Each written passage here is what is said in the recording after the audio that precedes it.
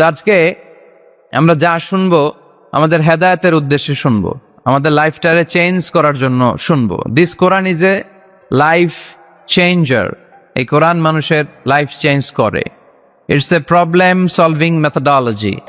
এটা প্রবলেমের সলিউশন করে দেয়, সমাধান। কিন্তু এই সমাধান আমাদেরকে নিতে হবে।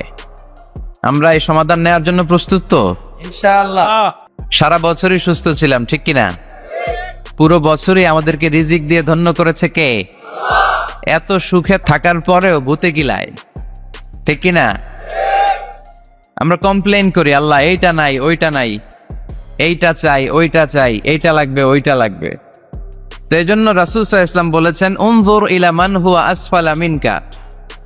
তোমার চেয়ে যে নিম্নগামী অবস্থানে আছে তার দিকে তাকায় দেখো যে তুমি কত সুখী, তাই না? তোমার চেয়ে উপরের দিকে যারা আছে তাদের দিকে তাকিও না, নিচের দিকে যারা আছে তাদের দিকে তাকাও।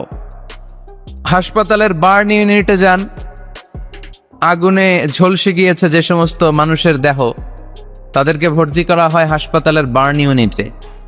ওখানে গেলে দেখবেন যে তারা কিভাবে চিৎকার করে, সারা দেহটা ঝলসে গিয়েছে, জ্বলে পুড়ে ছারখার। রক্তের মধ্যে একটা উপাদান আছে প্লাজমা, এটা ঠান্ডা করে ভিতরে ঢুকাইতে হয়। চিৎকার আর চিৎকার। হাসপাতালে ভর্তি ক্যান্সার রোগীকে দেখে আসেন, আমার তো এইটা লাগবে, ওইটা চাই, ওইটা চাই। একজন ক্যান্সার রোগী, ওরা জিজ্ঞেস করেন, ভাই তুমি কি চাও? কয় কিচ্ছু চাই না, আমি খালি বাঁচতে চাই। আমি অনেক কিছু চাই, কিন্তু ক্যান্সারে আক্রান্ত রোগী কি চায়? একটা চাওয়া, তার এইটা ওইটা, বাড়ি ঘর ধন সম্পত্তি কিচ্ছু লাগবে না, সে শুধু কি চায়? বাঁচতে চায়। এজন্য বেঁচে যে আছি এজন্যই পড়তে হবে আলহামদুলিল্লাহ। মাবুদ তুমি যে বাঁচিয়ে রেখেছ, বেঁচে আছি আলহামদুলিল্লাহ। এজন্য সবসময় আলহামদুলিল্লাহ পড়তে রাজি আছেন তো? কারণ হিউম্যান ডিমান্ডস আর আনলিমিটেড। মানুষের চাহিদার কোনো শেষ নাই। আছে নারী আছে, বাড়ি চাই, বাড়ি আছে, গাড়ি চাই, এটা আছে, ওটা চাই, ওটা আছে, সেটা চাই। আল্লাহ রাসূল সাল্লাল্লাহু আলাইহি ওয়াসাল্লাম বললেন, ওয়ালাইয়ামলা আফাহু ইল্লা তুরাব। কবরের মাটি তোর মুখে ঢোকার আগ পর্যন্ত তোর এই চাই চাই স্বভাব কোনোদিন থামবে না। লাউ আন্না লিকুল্লি ইবনি আদম ওয়াদিয়ান মিন যাহাব আহাব্বা আন ইয়াকুনা লাহু ওয়াদিয়ান। আল্লাহ রাসূল সাল্লাল্লাহু আলাইহি ওয়াসাল্লাম বললেন, বনি আদমের প্রত্যেককে যদি একটা করে জান্নাতের স্বর্ণের পাহাড়ের মালিকও বানিয়ে দেয়া হয়।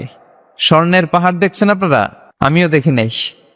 তো এই স্বর্ণের পাহাড় প্রত্যেককে যদি একটা করে আল্লাহ মালিক বানিয়ে দেয়, তারপরেও আমরা প্রত্যেকে আরেকটা পাহাড়ের মালিক হওয়ার জন্য ট্রাই করব। স্বভাব। আসলে সমস্যাটা কি? স্বভাব। বুঝে শুনে উত্তর করেন তো, একটা স্বর্ণের পাহাড়ের মালিক যদি আমি হই, শুধু আমি না, আমার 14 পুরুষ এটারে বিক্রি করে খেয়েও কি শেষ করতে পারবো? তাইলে আরেকটা স্বর্ণের পাহাড় লাগবে কেন আমার? আল্লাহ রাসূল সাল্লাল্লাহু আলাইহি ওয়াসাল্লাম বললেন, একটা স্বর্ণের পাহাড়ের মালিক হলেও আরেকটা স্বর্ণের পাহাড়ের জন্য মানুষ পাগল হয়ে যাবে। ওয়ালাইয়ামলা আফাহু ইল্লা তুরাব। কবরের মাটি যেদিন ওর মুখে না ঢুকবে, ওর এই খাই খাই নাই নাই এই স্বভাব তার বন্ধ হবে। আমরা ওই অকৃতজ্ঞশীল বান্দাদের অন্তর্ভুক্ত হতে চাই। আমরা সুখে দুঃখে কি পড়বো? আরো জোরে পড়েন, কি পড়বো? আমরা সব সময় আলহামদুলিল্লাহ পড়বো। আমরা সব সময় আল্লাহ শুকরিয়া করব। শুকরিয়া করলে আল্লাহ নেয়ামত বাড়িয়ে দেয়। লা ইন শাকারতুম লা আযীদান্নাকুম ওয়া লা ইন কাফারতুম ইন্না আযাবী লাশাদীদ। যদি আমার শুকরিয়া করো আমি নেয়ামত বাড়িয়ে দেব, আর না শুকরি করলে আযাব দেব। নাও দ্য ডিসিশন ইজ ইয়ার্স।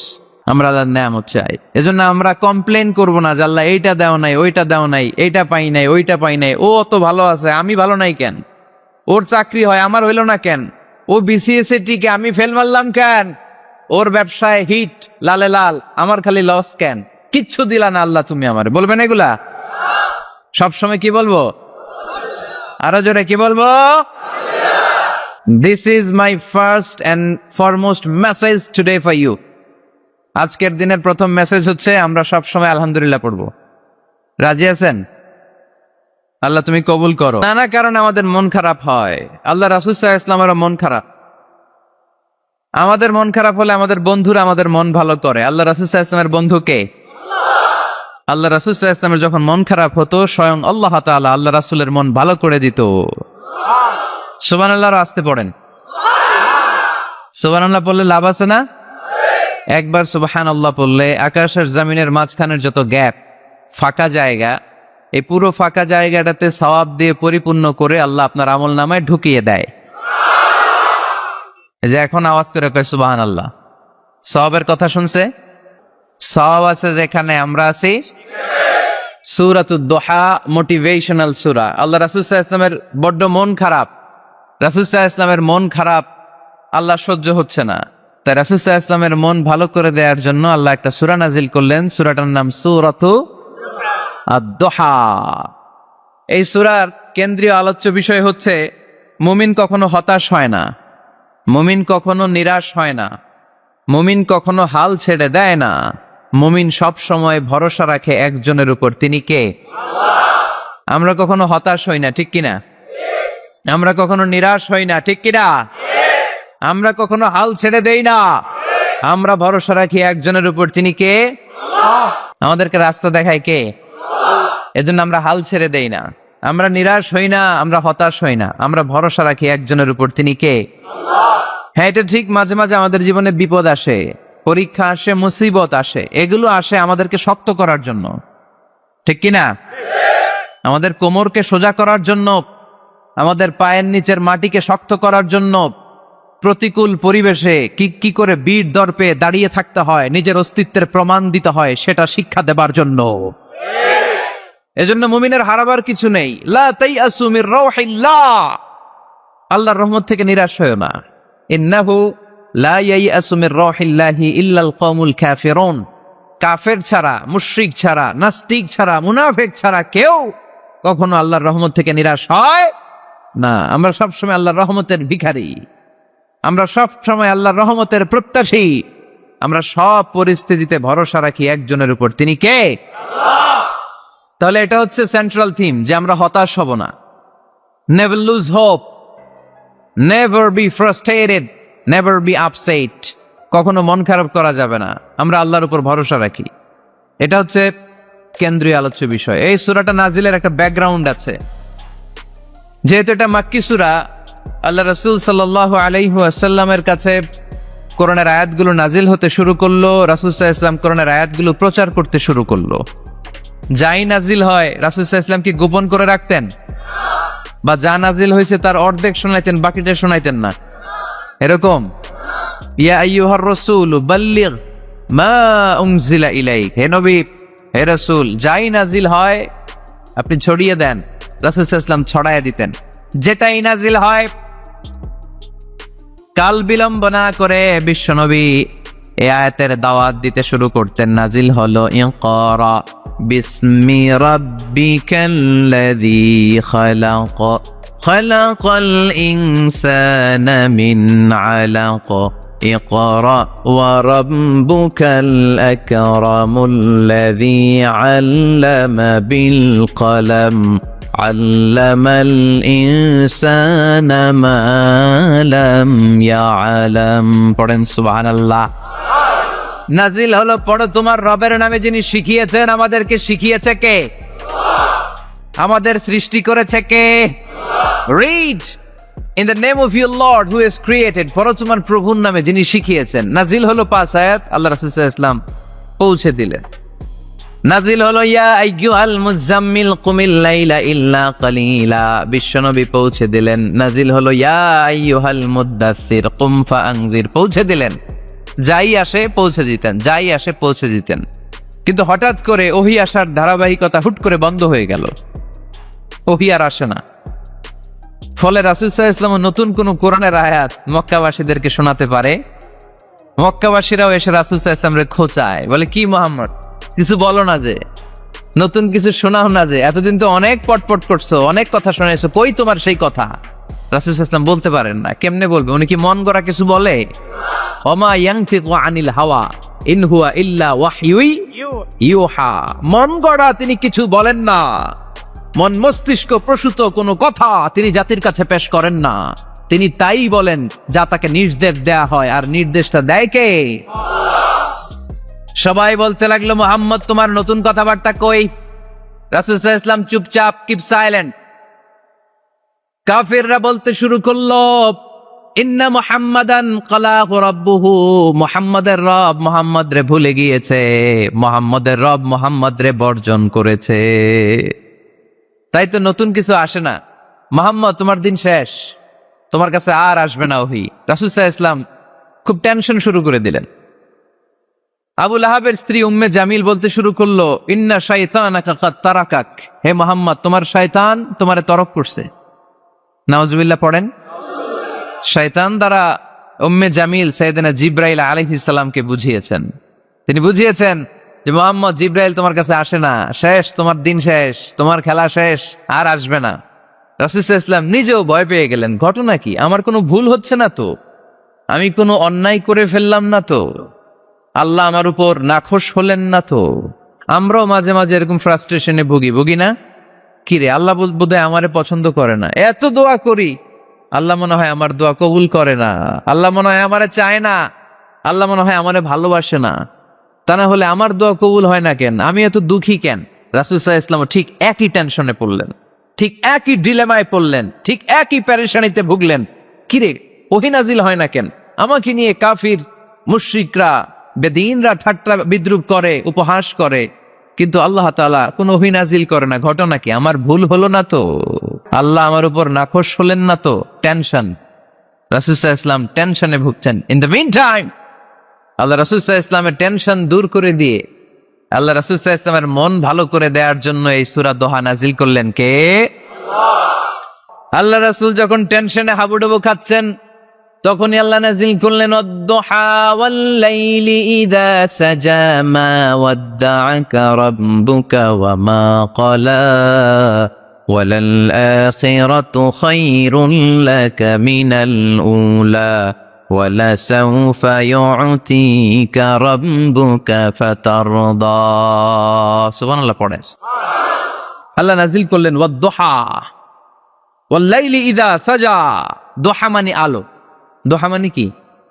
সকালের আলো, প্রভাতের সূর্য কিরণ। আলো মানে আশার আলো, সম্ভাবনার আলো। আলো বললেই মনের মধ্যে একটা সাহস জাগে না? আর অন্ধকার বললেই ভয় লাগে না? আমাদের ছোট্ট বাচ্চারা বাসার ভিতরে অন্ধকার হইলে ভয় পায় না? তার মানে অন্ধকার হচ্ছে ভয়ের প্রতীক, আর আলো হচ্ছে আশার প্রতীক। সুবহানাল্লাহ পড়েন। রাসূল সাল্লাল্লাহু আলাইহি ওয়াসাল্লামকে সান্ত্বনা দেওয়ার জন্য আল্লাহ দুইটা শপথ করলেন। চিল্লায় বলতে হবে কয়টা? এক হচ্ছে আলোর শপথ, আরেক হচ্ছে অন্ধকারের শপথ।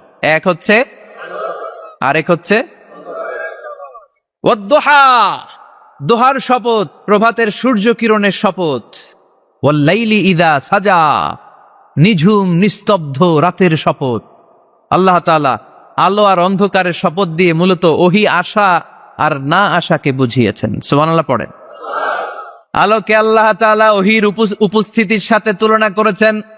অন্ধকারকে রাব্বুল আলামিন এই সূরার মধ্যে ওহীর অনুপস্থিতিকে বুঝিয়েছেন। আল্লাহ বুঝাতে চাইলেন, নবী আমি আপনারে ভুলি নাই। কেমন করে আমি আপনারে ভুলি? আপনি আমার হাবিব, ঠিক কি না? আপনি আমার খলিল না, আপনি আমার হাবিব। খলিল মানেও বন্ধু, হাবিব মানেও বন্ধু। ইব্রাহিম আলাইহিস সালাম ছিলেন খলিল, আর আল্লাহ রাসূল ছিলেন হাবিব। খলিলও বন্ধু, হাবিবও বন্ধু, কিন্তু খলিল মানে এমন বন্ধু যেই বন্ধু আল্লাহরে খুশি করার জন্য কাজ করে, আর হাবিব মানে এমন বন্ধু যেই বন্ধুরে খুশি রাখার জন্য আল্লাহ নিজেই কাজ করে। কি কাজ করলেন হাবিবরে খুশি রাখার জন্য? আজকে সব আমরা শুনবো।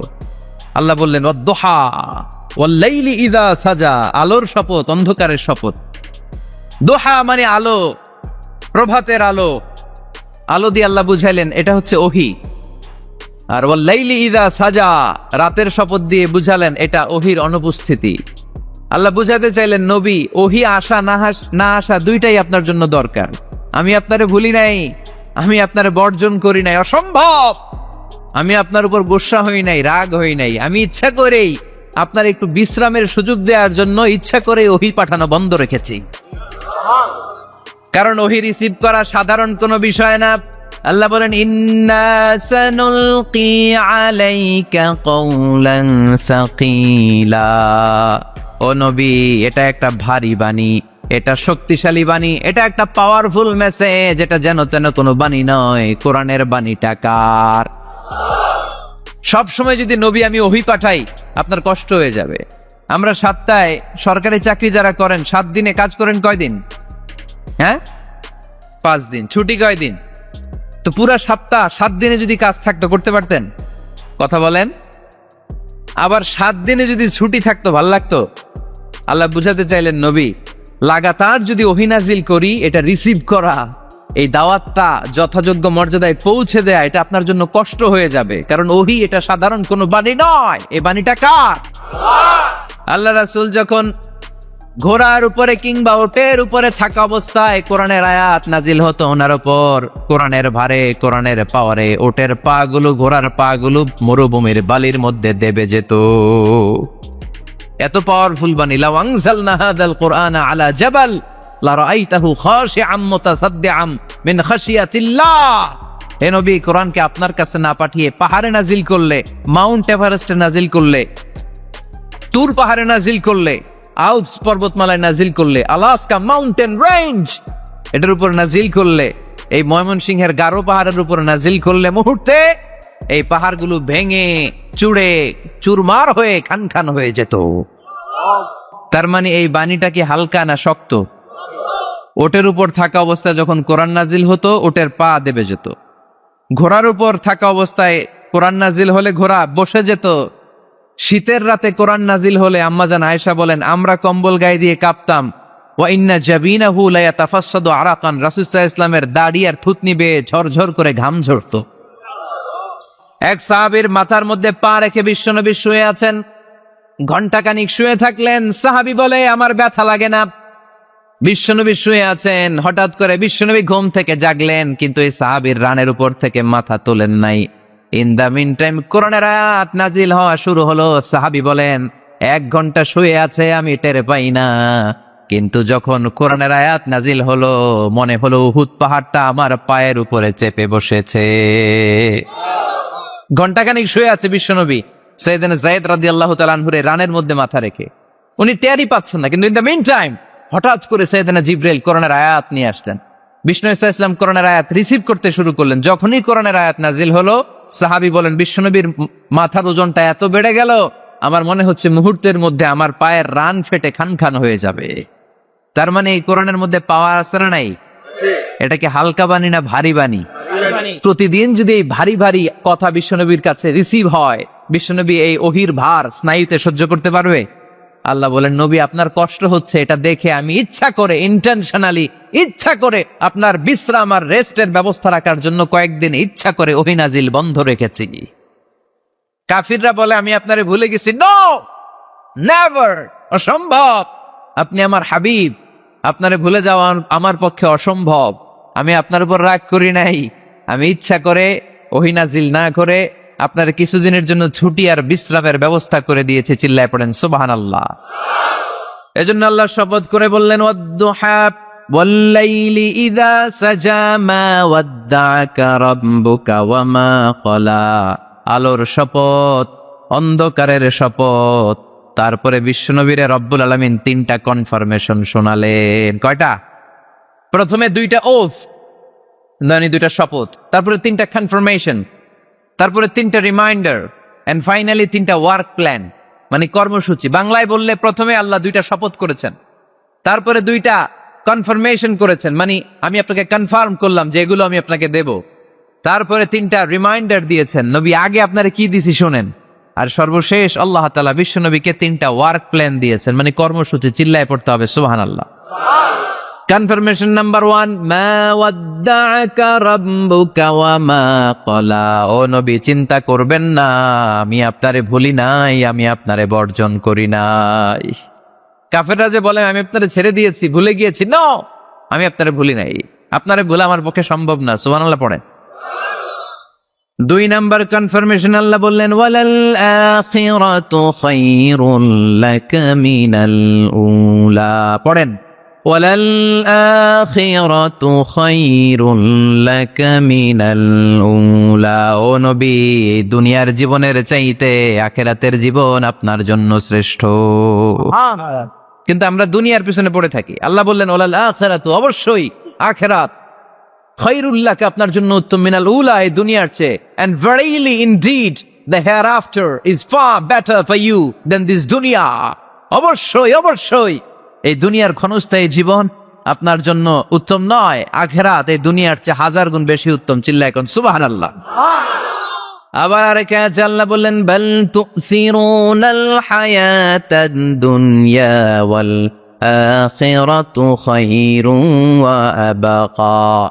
তোমরা এই দুনিয়ার জীবনকে প্রাধান্য দিয়ে থাকো, কিন্তু দুনিয়াটা শ্রেষ্ঠ নয়, আল্লাহর কাছে আখিরাত হলো শ্রেষ্ঠ, আখিরাত হলো স্থায়ী।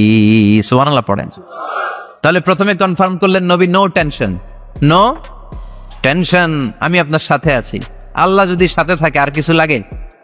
2 নাম্বার কনফার্মেশন। আচ্ছা, আমরা মাঝে মাঝে মেসেজ পাঠালে মেসেজ পৌঁছলো কিনা কনফার্মেশন আছে না? কনফার্মেশন মেসেজ পাঠায় না? একটা টপ আপ করলাম বা ইন্টারনেটের প্যাকেজ নিলাম, এটা অ্যাক্টিভ হলো কিনা একটা কনফার্মেশন মেসেজ আসে না? প্রথম কনফার্মেশন, নবী আমি আপনার সাথে আছি। দ্বিতীয় কনফার্মেশন, নবী এই দুনিয়ায় সাময়িক কিছু কষ্ট করেন, কিন্তু আখিরাতে আপনার জন্য কল্যাণ রেখে দিয়েছে কে? 3 নাম্বার কনফার্মেশন, আল্লাহ বললেন ওয়ালা সাউফা ইউতিকা রাব্বুকা ফাতারদা। ও নবী আমি আপনার সাথে আছি, আখিরাতকে আপনার জন্য সাজিয়ে প্রস্তুত করে রেখেছি, আর এই দুনিয়ার বুকে এমন এমন জিনিস আমি আপনারে দান করব, এগুলো পেয়ে দুনিয়ায় আপনি খুশি হয়ে যাবেন। এমন এমন জিনিস আমি আপনাকে দেব, and verily I'm gonna give you something that will make you happy. ও নবী এমন এমন জিনিস আমি মাক্কি জীবন থেকে শুরু করে until your death, আপনার মৃত্যু পর্যন্ত আমি দেব, এগুলো পেয়ে আপনি খুশি হয়ে যাবেন। সুবহানাল্লাহ। বাড়িতে যে বললেন দিবে কে? খুশি করবেন কারে? আল্লাহকে, বিশ্বনবী সাল্লাল্লাহু আলাইহি ওয়াসাল্লামকে। খুশি করবেন কে? আর খুশি হবে কে? বিশ্বনবী। সুবহানাল্লাহ পড়েন। ওয়ালা সাউফা ইউতিকা রাব্বুকা ফাতারদা। নবী এমন এমন জিনিস আমি আপনাকে দেব, আপনার এই পেরেশানি, দুঃখ, কষ্ট আপনার থাকবে না। কখনোই আমি আপনার মন খারাপ হতে দেব না। যখনই আপনি চিন্তিত, যখনই আপনি টেনশনে আছেন, যখনই আপনি পেরেশানিতে আছেন, এমন নাজ নেয়ামত আর খুশামদেদ আপনারে শোনাবো, সুখের সংবাদ শোনাবো, ওই সংবাদ শুনে আপনি নবী খুশি হয়ে যাবেন। তার মানে নবীর মন ভালো করার দায়িত্ব নিছে কে? কি আল্লাহ পাইছি আমরা। বিশ্বনবীর মন খারাপ, তখনই আল্লাহ অ্যাক্টিভ, তখনই আল্লাহ নেয়ামত পাঠায়। কিভাবে বিশ্বনবীর মন ভালো করেন আল্লাহ? মক্কাতে বিশ্বনবী যখন দাওয়াতি কাজ শুরু করলেন, বিশ্বনবী দেখলেন মক্কায় 2টা লোক আছে, এই 2 লোকের এক লোক যদি আমার ইসলামের ছায়ার তলে না আসে, তাহলে মক্কায় ইসলামের দাওয়াতকে বেগবান করা আমার জন্য কঠিন হয়ে যাবে। বিষ্ণু ইসলামের মন খারাপ, হায় রে, এই 2টার একজনও তো আমার কথা শোনে না, এই 2 জনের একজনও তো আমার দাওয়াত কবুল করে না। একদিন তাহাজ্জুদের সালাতে বিষ্ণু ইসলাম কেঁদে কেঁদে আল্লাহর কাছে দোয়া শুরু করলেন। বিশ্বনবীর যে মন খারাপ, আল্লাহ তো এটা বোঝে টোঝে না, তাই না? আল্লাহ তো বোধহয় দেখে না, না?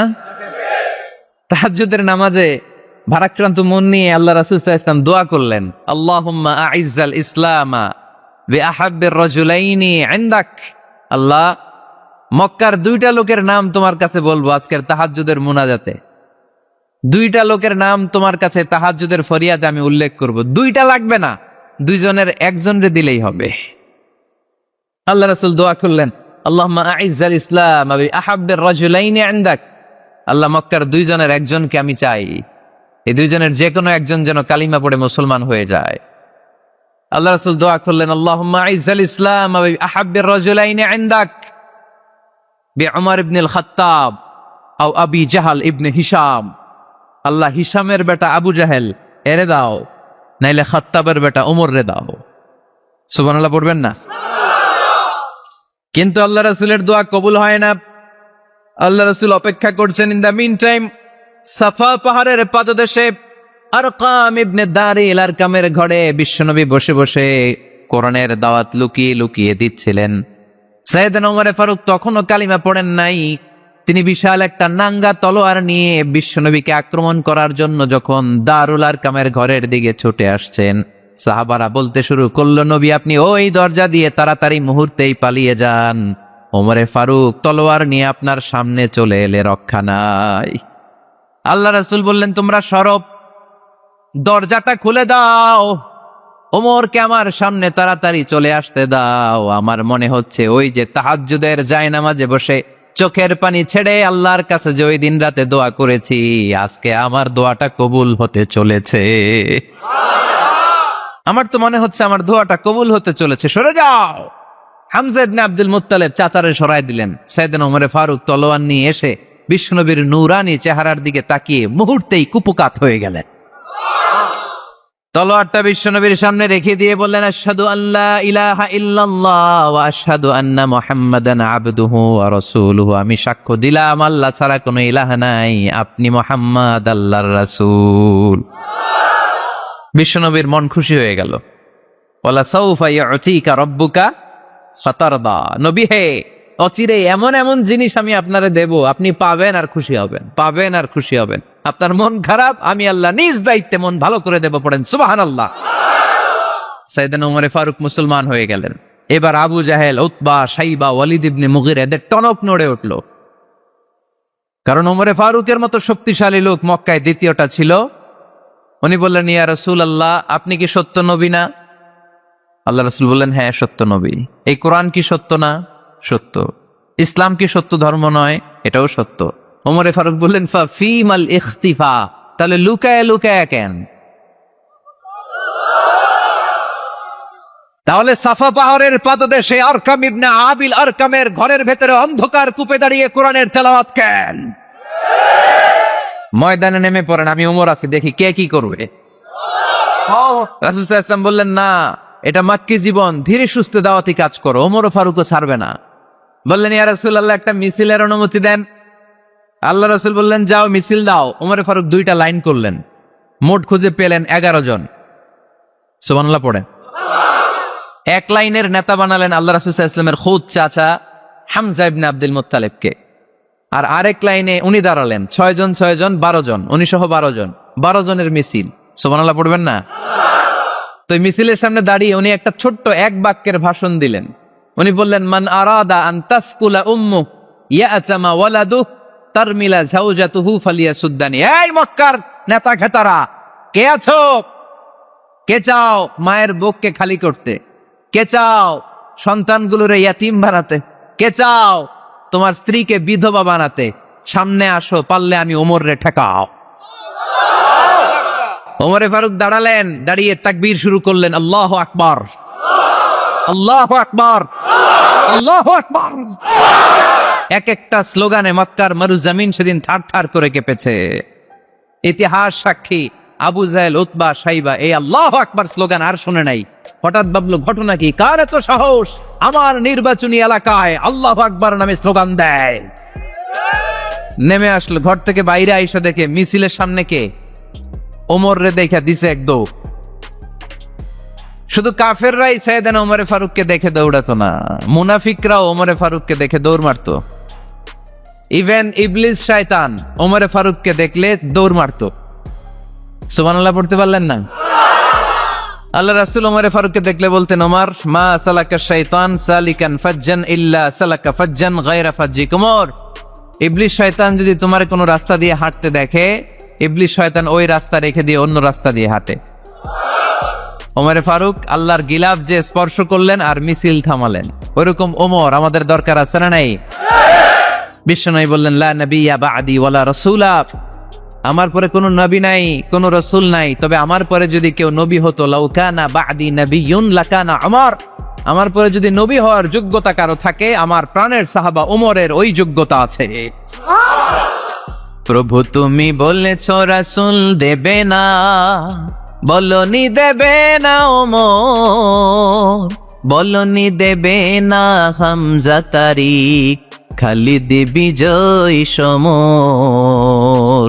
প্রভু তুমি বলেছ রাসূল দেবে না, বলনি দেবে না ওমর, বলনি দেবে না হামজা তারিক, খালিদ বিজয় সমর।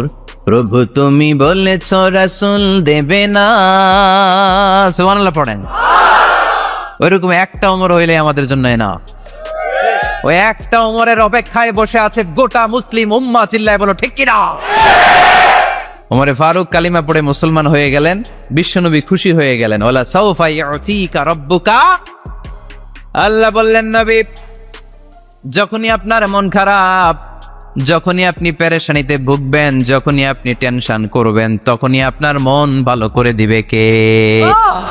আল্লাহর ঘোষণা, and verily Allah gonna give you something that will make you happy, এমন জিনিস আমি দেব, আপনি খুশি হয়ে যাবেন। আল্লাহ রাসূল সাল্লাল্লাহু আলাইহি ওয়াসাল্লাম দাওয়াত দিতে দিতে তায়েফ চলে গেলেন। তায়েফ নাম শুনেছেন? মক্কা থেকে 80 মাইল দূরে। আমি গিয়েছি কয়েকবার। ঠান্ডা এলাকা, 6000 ফিট উঁচু, মেঘ নেমে আসে। তায়েফে গেলে কেউ বিশ্বাসই করবে না এটা সৌদি আরবের অংশ। বৃষ্টি হয়, কি হয়? চাষাবাদ হয়, অনেক ফলমূল আর শাকসবজি পাওয়া যায়। আল্লাহ রাসূল সাল্লাল্লাহু আলাইহি ওয়াসাল্লাম 80 মাইলের মরুর পথ পাড়ি দিলেন। আমাদের মতো প্রাইভেট কারে চড়ে গেছিলেন, তাই না? আহা, এই লম্বা মরুর পথ, তপ্ত মরুভূমি, সূর্যের প্রচন্ড তাপ উপেক্ষা করে তায়েফে গেছিলেন জমির মামলার মীমাংসা করতে। কি করতে? তায়েফবাসীদেরকে দাওয়াত দেওয়ার জন্য। আল্লাহ রাসূলের নিজের কোনো স্বার্থ ছিল? কথা কয় না। তায়েফবাসীদেরকে জাহান্নামের আগুন থেকে বাঁচানোর জন্য, তায়েফবাসীরা যাতে মাইন না খায়। আহা, কি নবী ছিল! সে কোন বন্ধু বলো বেশি বিশ্বস্ত, সে কোন বন্ধু বলো বড় বিশ্বস্ত, কার কাছে মন খুলে দেয়া যায়, কার কাছে প্রাণ খুলে বলা যায়, হওয়া যায় অতি আশ্বস্ত।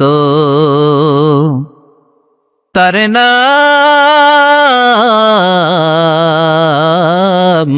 আহমদ, বড় বিশ্বস্ত। সুবহানাল্লাহ পড়ে।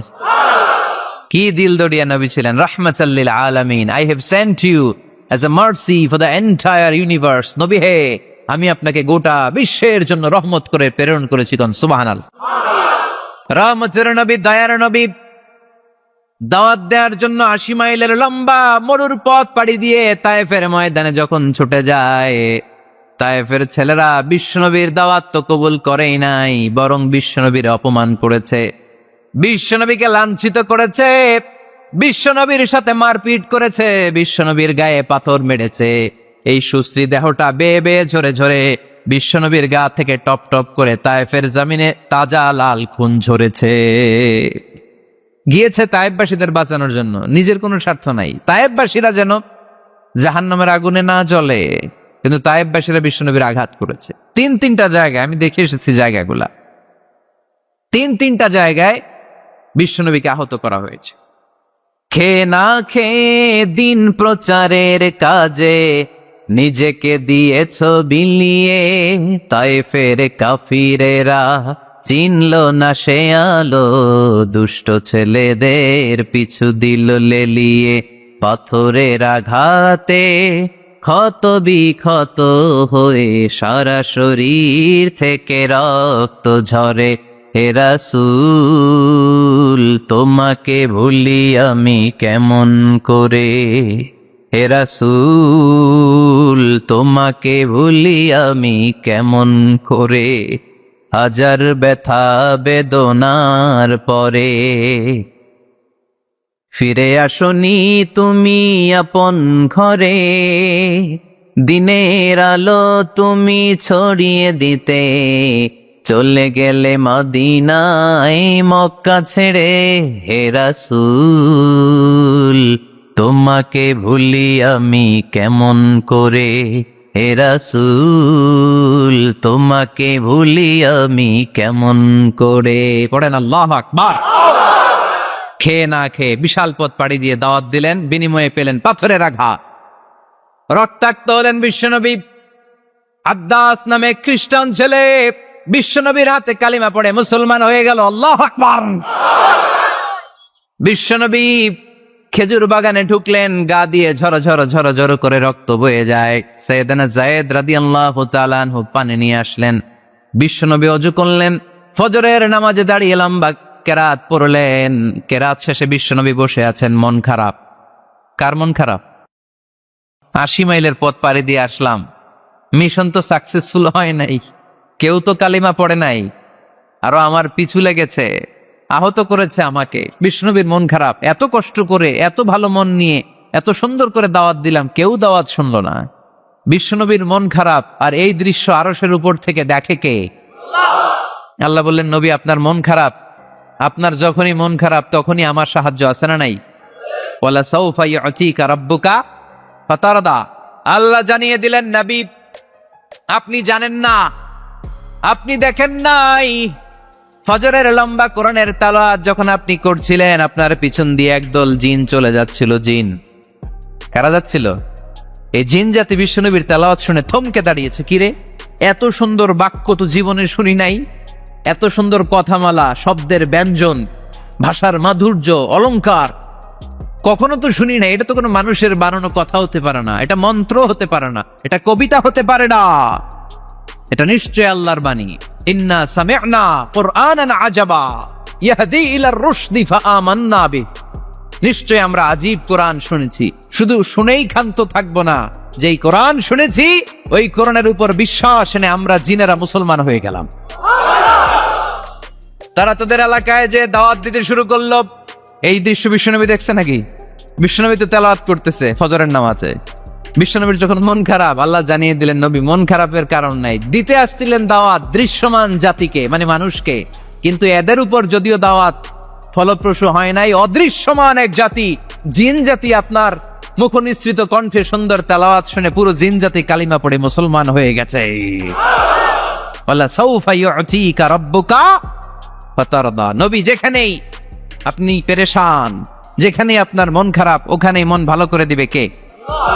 আল্লাহ রাসূল সাল্লাল্লাহু আলাইহি ওয়াসাল্লামের প্রিয়তমা স্ত্রী খাদিজাতুল কুবরা আত-তাহেরা রাদিয়াল্লাহু তাআলা আনহা ইন্তেকাল করলেন। রাসূল সাল্লাল্লাহু আলাইহি ওয়াসাল্লামের হৃদয়টা ভেঙে খান খান হয়ে গেল। চাচা আবু তালেব ইন্তেকাল করলেন, হৃদয়টা ভেঙে খান খান হয়ে গেল। চারদিক থেকে শত্রুতা বাড়তে শুরু করলো, কোন দিক থেকে সাহায্য নাই। বিশ্বনবী আবার পেরেশান, কই যাব, কোথায় গেলে আশ্রয় পাবো? আমার তো কেউ নাই, কেউ আমার দুনিয়ায় বেঁচে নাই। প্রাণাধিক প্রিয় স্ত্রী খাদিজাতুল কুবরা দুনিয়া ছেড়ে বিদায় নিল। যেই চাচা আমার শেল্টার দিয়ে রাখতো কাফেরদের হাত থেকে, চাচাও চলে গেল। এখন আমি কই যাব? আল্লাহ বললেন, কই যাবেন? জায়গা পান না, আমার আরশে চলে আসেন, আমার আরশে চলে আসেন। সুবহানাল্লাযী আসরা বিআবদিহি লাইলাম মিনাল মাসজিদিল হারামি ইলাল মাসজিদিল আকসা। সুবহানাল্লাহ পড়েন। সাইয়েদনা জিব্রাইলকে দিয়ে আল্লাহ সারপ্রাইজ দিলেন তার নবীকে। কি দিলেন? সারপ্রাইজ শব্দটার সাথে পরিচিত না আমরা? হঠাৎ করে কাউকে এমন কিছু দেখালাম বা দিলাম সে কল্পনাও করে নাই। সাইয়েদনা জিব্রাইল মারফত আল্লাহ তাআলা তার প্রিয় হাবিবকে সারপ্রাইজ দিলেন। তিনি তার চাচাতো বোনের ঘরে শুয়েছিলেন, হঠাৎ করে সাইয়েদনা জিব্রাইল ঘরের ছাদকে উঠিয়ে ফেললেন, বিশ্বনবীকে শাঁ করে নিয়ে হাতিমে শুইয়ে দিলেন, গলার এখান থেকে নাভি পর্যন্ত ছিঁড়ে ফেললেন। এটাকে বলে ওপেন হার্ট সার্জারি, শাক্কে সাদর, সিনা চাক করলেন। আল্লাহ রাসূলের হৃদয় বের করে জামজামের পানি দিয়ে ধৌত করলেন। হৃদয়ে নূর, ঈমান, হিকমা, প্রজ্ঞা দিয়ে হৃদয়টারে আবার পরিপূর্ণ করলেন, আবার সেলাই করে দিলেন। তারপরে সরাসরি এখান থেকে বাইতুল মাকদাস, ওখান থেকে আল্লাহর আরশে নিয়ে গেলেন। আল্লাহ সাউফা ইউতিকা রাব্বুকা ফাতারদা। নবী, এমন এমন জিনিস আমি আপনারে দেব, আপনি তো নিয়ে কুল পাবেন না। যখনই আপনার মন খারাপ, তখনই আমার দেয়া নেয়ামত আপনার জন্য আছে না নেই? মেরাজে চলে গেলেন, রবের সাথে সাক্ষাৎ করে দুনিয়ায় আসলেন। আসার পরে মক্কার লোকেরা আবার বিশ্বনবীকে হত্যার ষড়যন্ত্র শুরু করে দিল। বিশ্বনবী ডানে যাওয়ার জায়গা পায় না, বায়ে যাওয়ার জায়গা পায় না, সামনেও যেতে পারে না, পেছনেও যেতে পারে না। আল্লাহ বললেন, নবী এই এলাকায় আর থাকার দরকার নাই, আপনি মদিনায় চলে যান। তবা তয়বা মদিনাতুন নবী, পবিত্র শহর, যে শহরের মাটিতে বরকত, যে শহরের বালুতে বরকত। চিল্লায় পড়েন সুবহানাল্লাহ।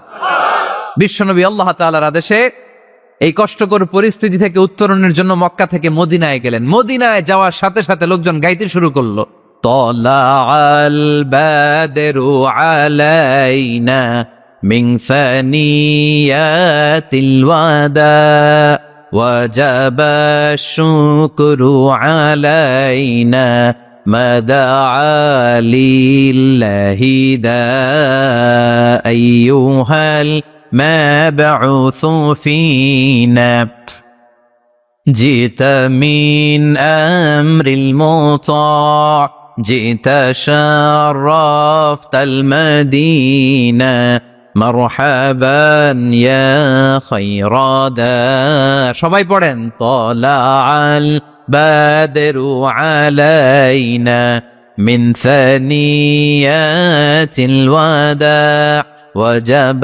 الشكر علينا ما دعا لله دا সুবহানাল্লাহ পড়েন। মক্কায় অত্যাচার, মক্কা থেকে গেলেন, সবাই ফুল নিয়ে দাঁড়ায় আছে আর পড়তে আরম্ভ করছে তালা আল বদ্রু আলাইনা। আবার বৃদ্ধ বনিতা, মদিনার ছোট বড় মাঝারি নারী পুরুষ কেউ বাদ যায় নাই, সবাই বিষ্ণু ইসা ইসলামকে ওয়েলকামিং রিসেপশন দেওয়ার জন্য চলে এসেছে। দৃশ্য দেখে বিশ্বনবীর মন খারাপ ছিল, আবার মন ভালো হয়ে গেল।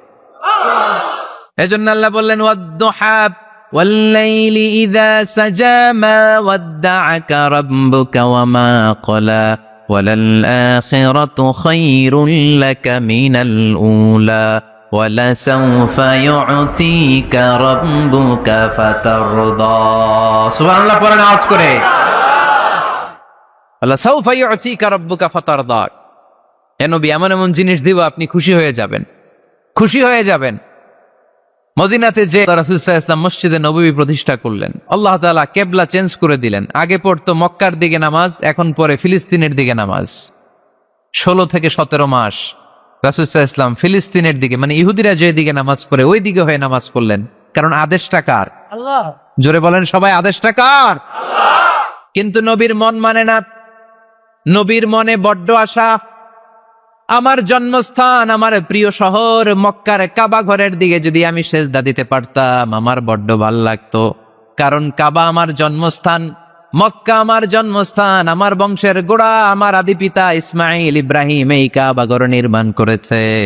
তাই প্রত্যেকটা নামাজের পরে বিশ্বনবী আকাশের দিকে তাকায়, মনে মনে ভাবে কাবা যদি চেঞ্জ হয়ে যেত, কিবলা যদি আল্লাহ পরিবর্তন করে দিত কতই না ভালো হতো।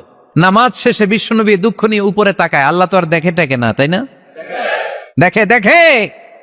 আল্লাহ বলে কাদ নারা তাকাল্লুবা ওয়াজহিকা ফিস সামাই। ও নবী, আপনি যে আকাশের দিকে তাকিয়ে মন খারাপ করে মনে মনে বিড়বিড় বিড়বিড় করে কি কি বলেন সব আমি জানি, সব আমি দেখি। ফাওয়াল্লি ওয়াজহাকা শাতরাল মসজিদিল হারাম। আর দেরি নয়, আর কাল বিলম্ব নয়, যেখানে ফিরে আপনার সেজদা দিতে মনে চায় আজ থেকে ওই কাবার দিকে আপনার কিবলা আমি মুহূর্তেই পরিবর্তন করে দিলাম গো নবী। নবীর যেটা মন চাইতেছে আল্লাহ ওইটাই দিতেছে। সুবহানাল্লাহ পড়েন। এজন্যই বলেছি খালিল মানে এমন বন্ধু যেই বন্ধু আল্লাহরে খুশি করার জন্য কাজ করে, আর হাবিব মানে এমন বন্ধু যেই বন্ধুরে খুশি করার জন্য আল্লাহ নিজেই কাজ করে। কোন সুবহানাল্লাহ। ফাওয়াল্লি ওয়াজহাকা শাতরাল মসজিদিল হারাম। মসজিদে হারামের দিকে মুখ ঘুরান নবী, মুখ ঘুরান। আপনার দুঃখ আমার সহ্য হয় না, যেদিকে আপনার নামাজ পড়তে মনে চায় ওই কাবার দিকেই পড়েন, চিল্লায় কোন সুবহানাল্লাহ। এভাবে যত জায়গায় নবী চিন্তিত, নবীর চিন্তা দূর করে দিছে কে? আল্লাহ। আল্লাহ রাসূল এই কোরআন থেকে জানতে পারলেন আগের নবীরা হায়াত পেয়েছে 1000 বছর, 2000 বছর। আগের নবীর উম্মতেরা হায়াত পেয়েছে 800 বছর, 1200 বছর। আমাদের নবী পৃথিবীতে বেঁচে ছিলেন কয় বছর? সবাই বলেন। এবং সুনানে তিরমিজির হাদিস, আল্লাহ রাসূল সাল্লাল্লাহু আলাইহি ওয়াসাল্লাম বলেছেন আমারু উম্মতি মা বাইনা আস-সিত্তিন ইলা 70। আমার উম্মতের গড় বয়স হবে 60 থেকে 70। ওয়া আকাল্লুহুম মা ইয়াজুজু যালিক। এর চেয়ে বেশি হায়াত পাবে হাতে গোনা অল্প কয়েকজন। বেশিরভাগই 60-70-এর মধ্যে মরে শেষ, ঠিক কিনা? এখন আমাদের সমাজের কি অবস্থা? এটাই তো। কত কত বাঁচে? 100 বয়স হয়েছে এরকম কে কে আছেন দেখি? আচ্ছা 80 বছর কার আছে দেখি? 80 পাওয়া যাবে বোধহয় দুই একটা। ওই যে মাশাআল্লাহ মাশাআল্লাহ মাশাআল্লাহ, এই যে চাচারা আছে, আল্লাহ কবুল করুক, আল্লাহ আরো হায়াত বাড়ায় দেখ। 50 আছেন কে কে দেখি? 50? অনেক অনেক, হাত নামান হাত নামান। অনেক হায়াত পাইছেন আপনারা, আল্লাহ আরো হায়াত দেখ, আরো হায়াত দাস করুক পরে, আমিন। আমার উম্মতি মা বাইনা 60 ইলা 70। আমার উম্মতের গড় বয়স হবে 60 থেকে এই কথা শোনার পরে বিশ্বনবী আবার কাঁদতে শুরু করলেন। কারণ বিশ্বনবীর টেনশন হচ্ছে, আগের উম্মতের হায়াত পাইছে বেশি, আবাদত করছেও, আমার উম্মত হায়াত পাইছে কম, আবাদতের সুযোগও। হায় রে, আমার উম্মতের কি হবে, আমার উম্মতের কি হবে? এই নবী তো এমন নবী, সব নবীকে আল্লাহ একটা দোয়া করার সুযোগ দিয়েছিলেন, যে দোয়াটা করা মাত্রই কবুল। এটাকে আরবিতে বলে দাওয়া মুস্তাজাবা, লিকুল্লি নবিয়িন দাওয়া মুস্তাজাবা। সব নবীকে আল্লাহ একটা করে দোয়া করার সুযোগ দিয়েছে, আর এই দোয়াটা করা মাত্রই কবুল। আর সব নবীরা দুনিয়াতেই ওই দোয়া করে ফেলেছে। আল্লাহ রাসূল সাল্লাল্লাহু আলাইহি ওয়াসাল্লাম বলেছেন, ওয়া ইন্নী আখতাবিউ দাওয়াতি শাফাআতান লি উম্মতি ইয়াউমাল কিয়ামা। ওই দোয়াটা আমি দুনিয়ায় করি নাই, ওই দোয়াটা আমি তোমাদের জন্য কিয়ামতের ময়দানে যাতে তোমাদেরকে সুপারিশ করে জান্নাতে ঢুকাতে পারি, ওই জন্য রেখে দিয়েছি। আহা, কত কষ্টে বিষ্ণু ঈসা ইসলাম ছিলেন, খাবার ছিল না, পেটে পাথর বেঁধেছেন। যদি বলতেন আল্লাহ ওই দোয়াটা করলাম, আপনি খাবার দেন, জান্নাতের খাবার পাঠাই দিত কে? উহুদের ময়দানে দাঁত ভেঙেছেন, রক্ত ঝরেছে, যদি দোয়াটা করতেন মুহূর্তে বিজয় দিত কে?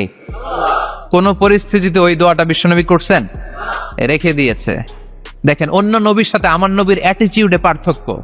অন্য নবীরাও চাইলে রাখতে পারতো এদের উম্মতের জন্য, না, বিপদের দিনে ওটা কাজে লাগাই ফেলছে। প্রত্যেক নবী একটা করে দোয়া করার সুযোগ পেয়েছিল, যে এই দোয়াটা করা মাত্রই কবুল। সব নবীরা দুনিয়াতেই শেষ, একমাত্র শুধুমাত্র কেবলমাত্র আমার আর আপনার নবী ছাড়া রেখে দিয়েছেন তিনি, রেখে দিয়েছেন ওই দোয়া আমাদের জন্য, আমার জন্য, আপনার জন্য, আমাদেরকে বাঁচানোর জন্য ওই দোয়া রেখে দিয়েছে। চিল্লায় বলেন ঠিক কিনা? রেখে দিয়েছেন। কাঁদতে লাগলেন, আল্লাহ আগের উম্মতেরা হায়াত পেয়েছে 1000 বছর, ইবাদত করেছে বেশি, আমার উম্মতেরা 60 আর 70-এর মাঝখানে মরলে এদের নসিবে কি হবে? আমার উম্মতের তো ইবাদতের সংখ্যা কম। আবার কান্না শুরু করলেন। মন খারাপ আল্লাহ দেখে, নবীর যে মন খারাপ আল্লাহ দেখে। আল্লাহ নাজিল করলেন, ইন্না আনজালনাহু ফি লাইলাতিল কদরি ওয়া মা আদরাকা মা লাইলাতুল কদর লাইলাতুল কদরি খায়রুম মিন আলফি শাহর। সুবহানাল্লাহ পড়েন। আল্লাহ বলে, নবী আপনি কাঁদবেন না, আপনার চোখের পানি আমার সহ্য হয় না। অন্যান্য নবীর উম্মতদেরকে হায়াত দিয়েছি বেশি, কদরের রাত দেই নাই। আপনার উম্মতকে যদিও হায়াত লম্বা দেই নাই, কিন্তু আপনার উম্মতকে আমি লাইলাতুল কদরের রাত দিয়েছি গো নবী। লাইলাতুল কদরি খায়রুম মিন আলফি শাহর, 1000 মাসের চেয়ে সেরা। এই এক কদরের রাতে যদিও 60 থেকে 70 বছরের মধ্যে মারা যাবে, কিন্তু এই এক কদরের রাতে ইবাদত করলে 1000 বছর ইবাদত করলে যে সওয়াব, তার চেয়েও বেশি সওয়াব আপনার উম্মতের আমলনামায় ঢুকায় দিবে কে? আল্লাহ। খায়রুম মিন আলফি শাহর, 1000 বছর। 1000 বছরে হয় 83 বছর 4 মাস। আলফি শাহর 1000 মাস, 1000 মাসে হয় 83 বছর 4 মাস। এজন্য কদরের রাতে ইবাদত করতে রাজি আছেন তো? বিশ্বনবীর যেখানেই মন খারাপ, মন ভালো করে দেয় কে? সর্বশেষ কিয়ামতের ময়দানে মাকামে মাহমুদে বিশ্বনবী সেজদায় পড়ে কাঁদবেন। আল্লাহ বলবেন, জিব্রাইল যাও, দুনিয়ায় কান্না সহ্য করতে পারি নাই, আজ কিয়ামতের ময়দানেও আমি আমার নবীরে কাঁদতে দেব না। ইযহাবিয়া জিব্রাইল কুল্লাহু মা ইউবকিক, যে আমার নবীরে বলো, নবী আপনি কাঁদেন কেন? সাইয়েদনা জিব্রাইল যে বললেন, নবী আল্লাহ জিজ্ঞেস করেছেন আপনার কান্নার কারণ কি? বিশ্বনবী তখনও সেজদা থেকে মাথা তোলেন না, সেজদায় পড়ে উত্তর দেয়, উম্মতি উম্মতি উম্মতি উম্মতি রব্বি হাবলি উম্মতি। আল্লাহ আমার গুনাহগার উম্মতের কি হবে? আল্লাহ আমার উম্মতের কি হবে? আল্লাহ আমার উম্মতের কি হবে? আল্লাহ বললেন, জিব্রাইল তাড়াতাড়ি যাও, আমার নবীর কান্না আমার সহ্য হয় না, আমার নবীর কানে কানে যে বলো, ইন্না সানুরদিকা ফি উম্মাতিক, দুনিয়াতে যেমনি আপনি পেরেশান অবস্থায়, মন খারাপ অবস্থায় আমি আপনার মন ভালো করে দিয়েছি, আজকে আপনার উম্মতের ব্যাপারও এমন একটা ঘোষণা আসবে, ওই ঘোষণা পেয়ে আপনি আজও খুশি হয়ে যাবেন গো নবী, আজও খুশি হয়ে যাবেন। ইরফা রাসাক, নবী আপনি মাথা তোলেন, মাথা তোলেন, আর সেজদায় পড়ে থাকবেন না। ইরফা রাসাক, মাথা তোলেন। সাল তুতা, কি চাইবেন চান দিয়ে দেব।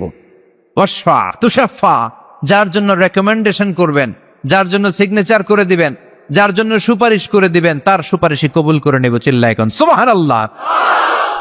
এরপর বিশ্বনবী সুপারিশ করতে শুরু করবেন। আর আমাদেরকে জান্নাতে ঢোকাতে শুরু করবেন, তারপরেও নবী ক্ষান্ত হবেন না। এরপর একটা পতাকা হাতে নিবেন, ওই পতাকার মধ্যে লেখা আলিফ লাম হা মিম দাল, মানে আলহামদু, লিওয়াউল হামদ, প্রশংসার পতাকা। ওইটা নিয়ে জান্নাতের দরজার সামনে দাঁড়াবেন, তখনও পেরেশান। সবাইকে নিয়ে, উম্মতের সব জান্নাতীদেরকে নিয়ে বিশ্বনবী দরজার সামনে দাঁড়িয়ে নক করবেন। ভিতর থেকে জিজ্ঞেস করা হবে, মান আন্ত, কে আপনি? আল্লাহ রাসূল বলবেন, আনা মুহাম্মদ। তখন রক্ষী ফেরেশতা বলবে, ঠিক আছে, আল্লাহ বলেছে আপনার আগে কারো জন্য যেন এই দরজা না খুলি। মুহূর্তের মধ্যে জান্নাতের দরজা খুলে দেয়া হবে, বিশ্বনবী প্রশংসার পতাকা নিয়ে সব উম্মতকে নিয়ে জান্নাতে ঢুকে যাবে।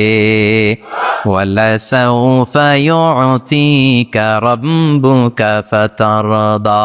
নবী গো, আপনি নিরাশ হবেন না, ভয় পাবেন না, হাল ছেড়ে দিবেন না, আমার উপর ভরসা রাখেন। আপনার বিপদ আছে যেখানে, আমি আল্লাহ। বিশ্বনবী যেখানে বিপদে পড়েছেন, বিপদ থেকে উত্তরণ করেছে কে?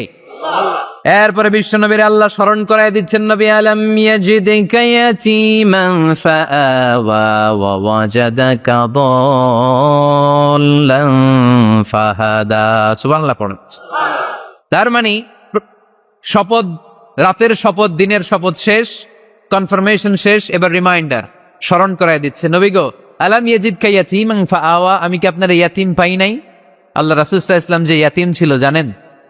দুনিয়ায় আসার আগেই বাবা হারিয়েছেন, 6 বছর বয়সে মা হারিয়েছেন, মা ইন্তেকালের পরে দাদা আব্দুল মুত্তালিবের কাছে মানুষ হয়েছেন মাত্র 2 বছর। আল্লাহ রাসূলের বয়স যখন 8, দাদাকেও হারিয়েছেন। তারপরে চাচার কাছে ইয়াতীম নবী মানুষ হয়েছেন। আল্লাহ বললেন, নবী টেনশন কিসের? ওই যে আপনি ছোট্টবেলায় ইয়াতীম ছিলেন, আমি নিজে আপনার চাচার মাধ্যমে আপনার লালন পালনের ব্যবস্থা করে দিয়েছি। আলাম ইয়াজিদিকা ইয়াতীমান ফাআওয়া, আপনি ইয়াতীম ছিলেন, আমি আপনার লালন পালনের ব্যবস্থা করলাম। ওয়া ওয়াজাদাকা দাল্লান ফাহাদা, আপনি পথ খুঁজছিলেন, আমি পথ দেখিয়েছি। আপনি ছিলেন দল্লান, দল শব্দের একটা অর্থ হচ্ছে ভ্রষ্ট বা গোমরা। আল্লাহ রাসূল কি ভ্রষ্ট ছিল? গোমরা ছিল না, আল্লাহ রাসূল ভ্রষ্ট ছিলেন না, গোমরা ছিলেন না। যদিও অফিসিয়ালি তিনি 40 বছর বয়সে নবী হয়েছেন, কিন্তু ওনার 40 বছরের আগের জীবনেও আমাদের জন্য অনুকরণীয় অনুপম আদর্শ। চিল্লায় বলেন ঠিক কি না? এখানে দলের অর্থ হচ্ছে, নবী, you are searching the right way, then I guided you to the right way. You are searching the truth, আপনি সত্য পথ খুঁজছিলেন, খুঁজে পাচ্ছেন না, কোনটায় কোনটায়, আপনি পথ হারা পথিকের মতো খুঁজছিলেন। অনেক সময় হয় না, কিরে টাঙ্গাইল যাব, রাস্তা কি এইটা না ওইটা? মাঝে মাঝে আমরা দোদল্যমান থাকি, আছে না নাই? আল্লাহ বললেন, নবী আপনি সত্য খুঁজছিলেন, সত্য কি এদিকে না ওদিকে? আমি বললাম, নবী ওই দিকে নয়, আপনি এই দিকে যান, এভাবে আমি আপনার পথ দেখিয়েছি। চিল্লায় এখন সুবহানাল্লাহ। আমরা যখন পথ ভুলে যাই, পথ দেখায় কে? জোরে বলতে হবে কে?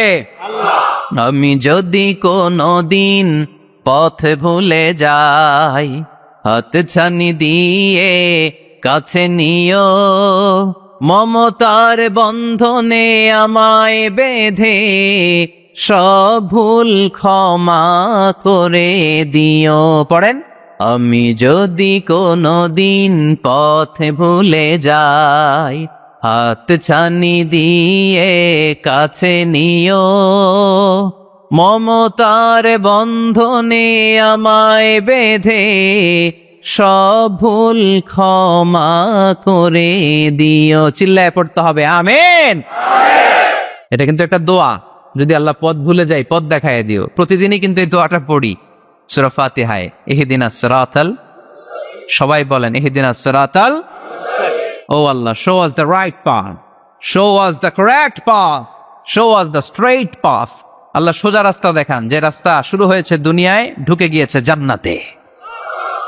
ও জাদাকা দাল্লান, আপনি পথ খুঁজছিলেন, আমি আপনার পথ দেখিয়েছি। ওয়া জাদাকা আইলান ফাআগনা, আপনি ছিলেন নিঃস্ব, আমি আপনাকে ধনাঢ্য বানিয়েছি। তাফসিরে এসেছে ফাআগনা বিখাদিজা, আমি খাদিজার সাথে বিয়ে পড়াইয়া দিয়ে আপনারে ধনী বানাইয়া দিছি। আল্লাহ রাসূল সাল্লাল্লাহু আলাইহি ওয়াসাল্লাম খাদিজা রাদিয়াল্লাহু তাআলা আনহার ব্যবসায় কাজ করতেন। আল্লাহ রাসূল সাল্লাল্লাহু আলাইহি ওয়াসাল্লামের আমানতদারিতায় মুগ্ধ হয়ে আম্মাজান খাদিজা বিয়ের প্রস্তাব পাঠালেন। বিয়ে হয়ে গেল, আরশের উপর থেকে আল্লাহ সাইয়েদানা খাদিজাকে সালাম পাঠালেন।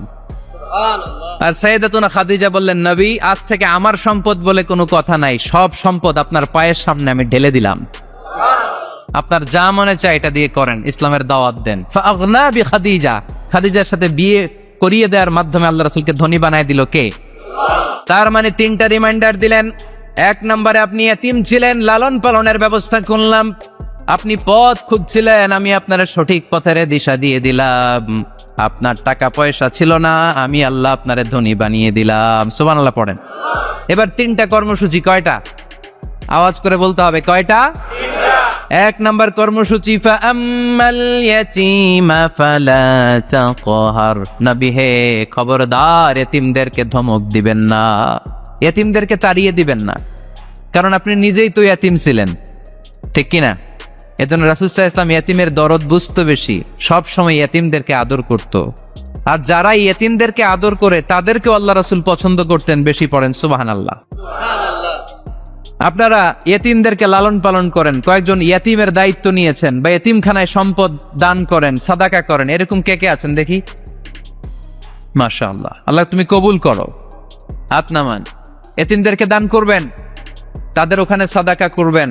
আল্লাহ রাসূল বলেছেন, আনা ওয়া কাফিলুল ইয়াতীমি কাহাতাইন। খেয়াল করেন আমার আঙ্গুলের দিকে, আনা ওয়া কাফিলুল ইয়াতীমি কাহাতাইন। আমি আর এতিমের রক্ষণাবেক্ষণকারী কিয়ামতের দিন প্রতিবেশীর মতো পাশাপাশি থাকবো।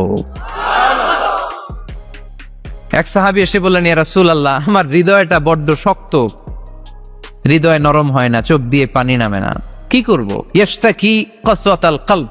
আল্লাহ রাসূল বললেন, হৃদয় নরম করতে চাও? ইরহামিল ইয়াতীম, এতিমের উপর রহম করো।